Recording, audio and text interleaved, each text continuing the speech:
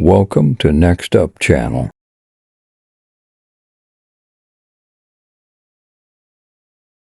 Improve your quality. Hai, selamat datang di Next Up Channel. Pada topik kali ini, kita akan membahas tentang 4 cara untuk mengubah mindset. Kamu pasti sering mendengar bahwa hanya dengan mengubah mindset atau pola pikir kita saja, kita bisa meraih kesuksesan. Yang menjadi pertanyaannya sekarang, bagaimana cara mengubah mindset yang kita miliki? Bisakah kita mengubah mindset kita? Apakah mungkin pola pikir kita yang sudah tertanam puluhan tahun bisa untuk diubah? Jawabannya tentu saja bisa. Kuncinya satu, mulai saat ini, kamu harus mengubah isi pikiran bawah sadarmu. Yaitu, dengan mengubah informasi yang ada di pikiran bawah sadar tersebut. Karena, mindset itu sangat ditentukan oleh pikiran bawah sadar yang kamu miliki. Bicara tentang subconscious mind atau pikiran bawah sadar, ada 4 cara yang bisa digunakan untuk mengubah informasi dalam pikiran bawah sadar yang kamu miliki. Yang pertama adalah dengan mengetahui terlebih dahulu pikiran bawah sadarmu diprogram dari mana. Salah satunya, yaitu dari informasi yang kamu dapatkan. Itu nomor 1. Jadi, selama 1 hari ini, apa saja yang kamu baca? Membaca koran atau membaca berita gosip. Kemudian, kamu menonton acara berita yang sifatnya negatif, maka itulah isi dari pikiran bawah sadar yang ada di dirimu. Jadi, bagaimana mungkin seseorang mau mendapatkan pernikahan yang bahagia? Kalau setiap hari yang dia lihat adalah berita gosip rumah tangga orang lain yang berantakan. Ketika orang tersebut ditanya, apa ada pernikahan yang bahagia? Pasti dia akan menjawabnya tidak ada. Karena menurut pemikirannya, pernikahan itu adalah sesuatu yang pasti berantakan. Sebab, dia melihat orang tuanya bercerai. Dia melihat lingkungannya, tetangga kiri kanan semua bercerai. Maka definisi dalam pikiran bawah sadarnya adalah semua pernikahan pasti gagal dan berakhir buruk. Sebab, dia tidak mendapatkan informasi yang lain. Padahal, banyak sekali pernikahan yang bahagia di luar sana. Adakah pernikahan yang sukses? Tentu sangat banyak sekali. Tetapi, karena dia tidak mendapatkan informasi itu, maka dia mendefinisikan bahwa semua pernikahan pasti tidak akan berakhir bahagia. Ini adalah salah satu contoh tentang masalah pernikahan. Contoh lain, seorang wanita, dia merasa bahwa dia pasti disakiti oleh pria. Dalam pikirannya, seorang pria pasti menyakiti wanita. Kenapa dia bisa berpikir seperti itu? Karena sejak kecil, dia mendapatkan informasi bahwa semua pria itu brengsek. Semua pria, tidak ada yang baik. Padahal, apakah pria baik itu tidak ada? Tentu saja banyak sekali. Pria yang bertanggung jawab dan mencintai istrinya tentu sangat banyak. Tetapi, informasi yang didapatkan tentang hal tersebut tidak ada. Sehingga, dia merasa dirinya selalu disakiti. Nah, itulah informasi pikiran bawah sadar. Jadi, berhati-hatilah, karena apapun yang menjadi definisi di pikiran bawah sadarmu hari ini akan sangat menentukan mindset yang kamu miliki.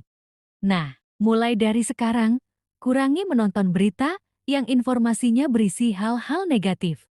Karena, berita-berita itu hanya mengejar traffic. Berita di media saat ini kebanyakan hanya fokus mengejar jumlah pembaca dan jumlah penonton. Mereka tidak terlalu peduli apakah isi konten yang mereka sebarkan akan berdampak negatif ataupun positif pada orang lain. Jika konten negatif terbukti bisa menaikkan traffic, maka media tersebut akan dicari oleh orang banyak. Dan biasanya, prinsip dari media adalah bad news is a good news. Berita yang buruk adalah berita yang paling baik. Kenapa? Karena berita yang jelek dapat menarik banyak orang, sehingga menaikkan jumlah penonton atau pembaca secara signifikan.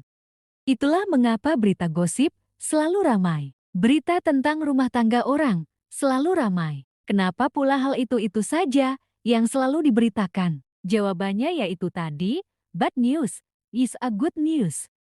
Dengan hal tersebut, kita perlu selektif dan memilah-milah mana berita atau informasi yang positif untuk kita dan mana informasi negatif yang harus dihindari. Agar pikiran bawah sadar kita tidak tercemari oleh informasi yang negatif tersebut.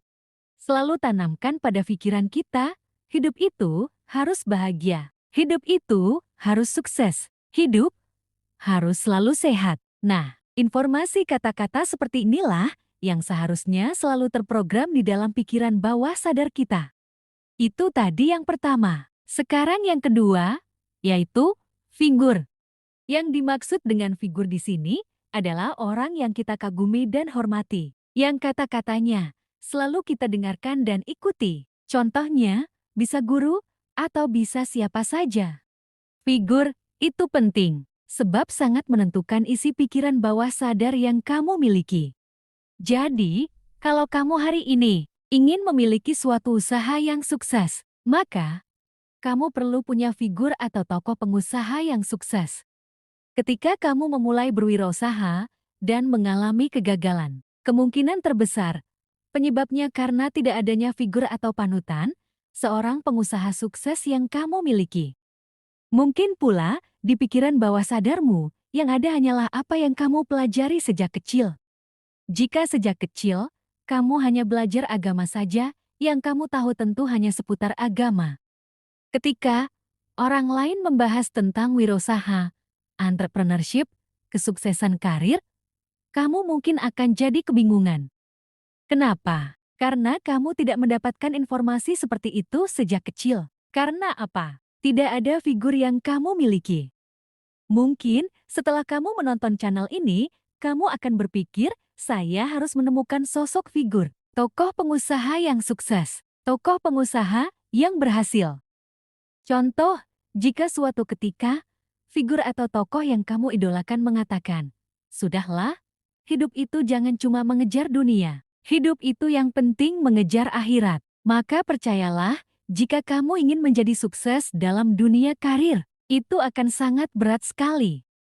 Karena apa? Karena isi pikiran bawah sadarmu adalah tidak perlu mengejar kesuksesan. Pertanyaannya, adakah orang yang sukses, kaya secara duniawi, tetapi dia juga sukses beribadah, serta sukses di agamanya? Tentunya banyak. Banyak pengusaha sukses, dan mereka sangat taat beribadah. Bahkan mereka banyak membangun tempat ibadah. Banyak yang membangun yayasan sosial. Mereka juga banyak memberikan sumbangan untuk anak yatim piatu dan sebagainya. Kenapa? Itu tidak pernah kamu ketahui. Karena kamu tidak memiliki figur yang sesuai.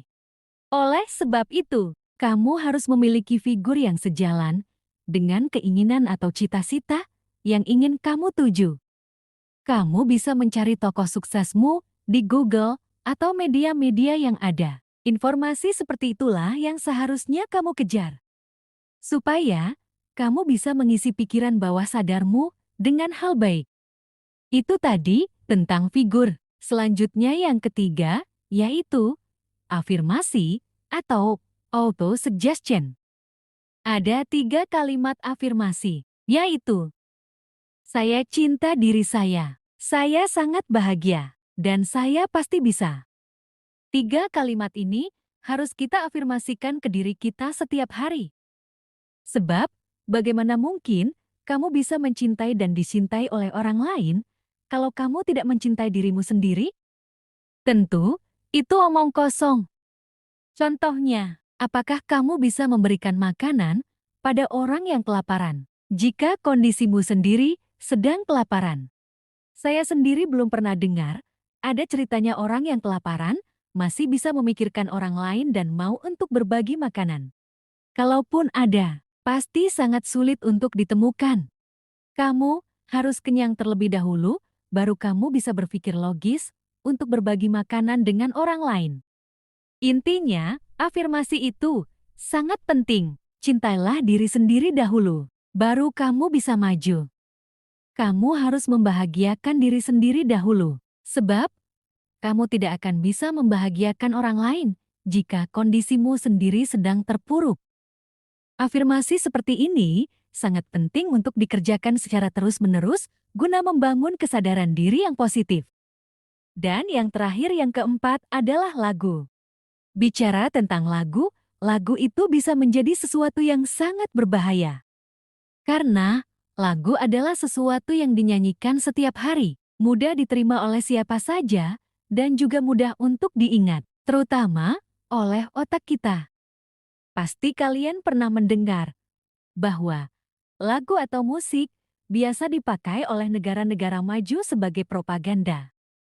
Tidak hanya itu, coba kamu perhatikan penyanyi-penyanyi top terkenal. Banyak dari mereka yang isi lagunya tidak jauh dengan kisah dan kualitas kehidupannya.